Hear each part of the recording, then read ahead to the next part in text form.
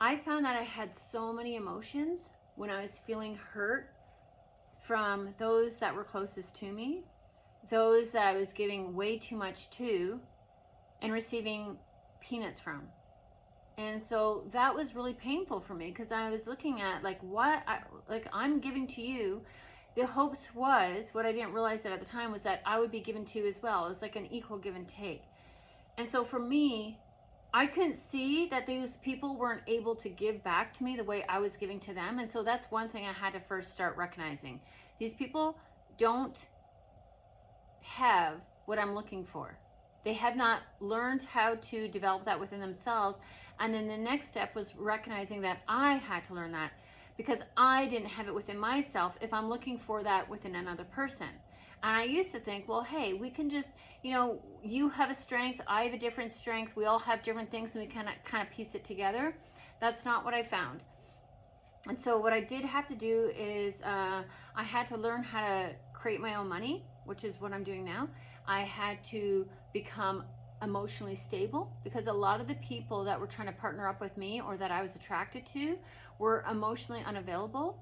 And it was the extreme of like, one person doesn't care, and then I over cared. So like I was leaning over to them with all this care, and on their meter, they really didn't care. It wasn't that deep, because what I didn't realize is this person over here that didn't really care, they had tons of me around them, just different versions. So they were taking from so many other people, and that's who they were.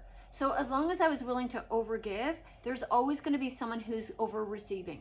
And so like I had to learn how to pull back my energy, not only just pull it back. And whenever I was longing for someone, I had to look and return that time, that mental space, and reintroduce it back to myself. And so what that looks like is because I had been raised to be so submissive, and I was discouraged, so like I was really my self-worth, my self-esteem were in the basement. Like if there was a basement to the basement, that's where my self-esteem and self-worth was, and that's where it was by design since a child, from my environment in my childhood home. And so I had to really grow that within myself, and that was really hard because what I was experiencing at the time was discard after discard after discard. And what that was, it wasn't just like a full like see you later, ignoring you. Like, I mean, obviously there's no there was a lot of ghosting and not conversation, right? But I would be reaching out and trying to fix these problems between these people, and they didn't care because they just knew they had another person to hop to. It's like what I call leapfrog energy. They're leaping from one person to another, and so they don't see you as, they see you as a number. They don't see you as anything outside of that.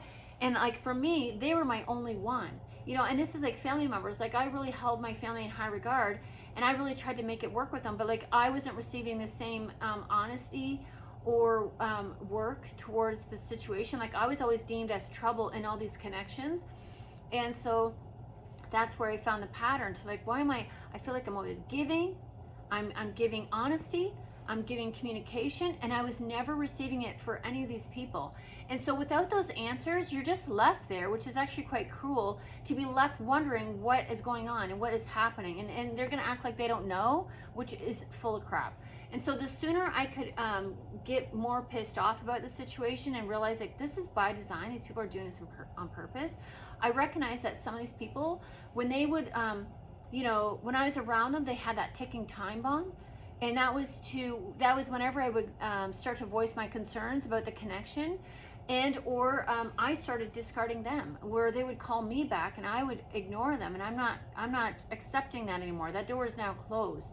But there are some times where the door is closed temporarily, and I would let that person back in again. I realized nothing has changed, which is good because it gave me information and confirmation on how these people apologize, which I'll do another video.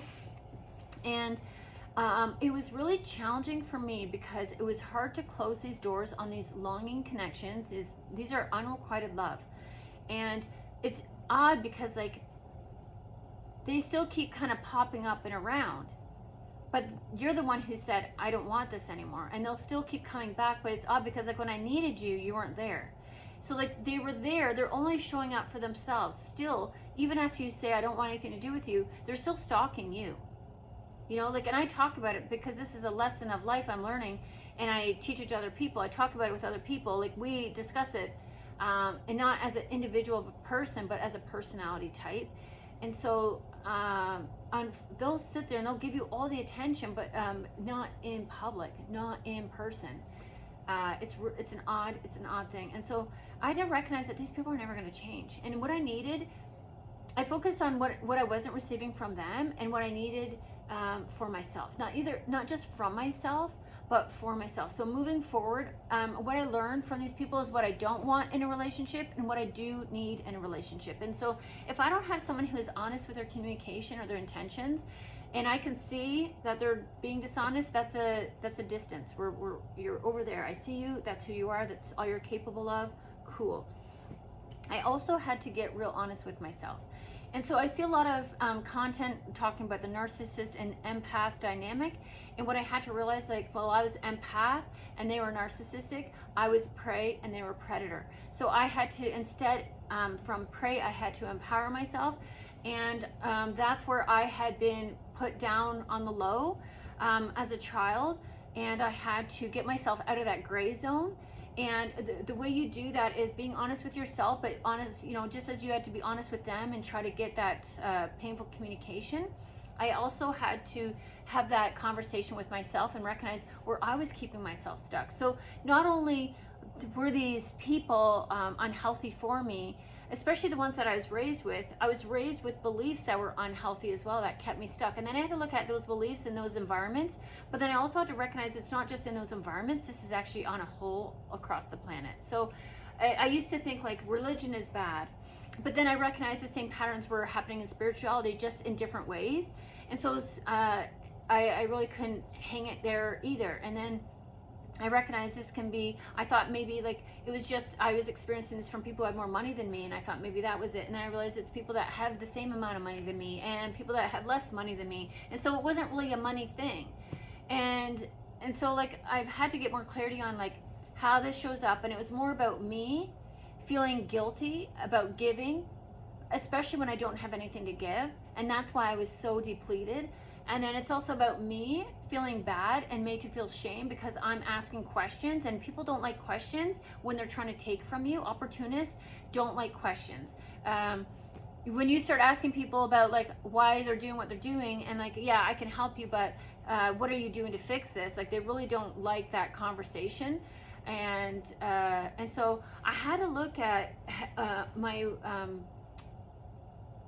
how I shied back from challenging, not challenging, but like, I guess I would consider challenge, but like, I didn't know how to communicate. I was taught to be non-confrontational as a child. Like, we weren't allowed to voice our concerns. I was not allowed to speak up to my father.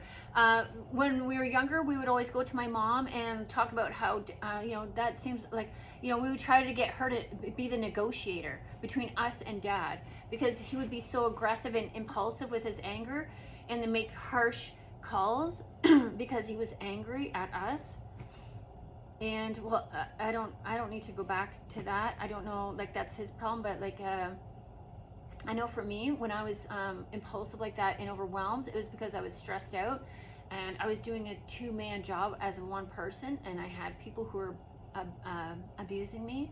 But I also had to recognize, like, yes, that is the situation, but I also had to change it, because if I didn't change myself, then I would have become the abuser, because then I would emotionally unload on my children, and I would create more financial stress by not doing anything different than what my parents did. And I could be angry at my parents, but if I was doing the same thing, then I was doing the same thing to my kids. So this all happened and it unraveled, and it was helpful for me to see it, but it was painful to acknowledge it.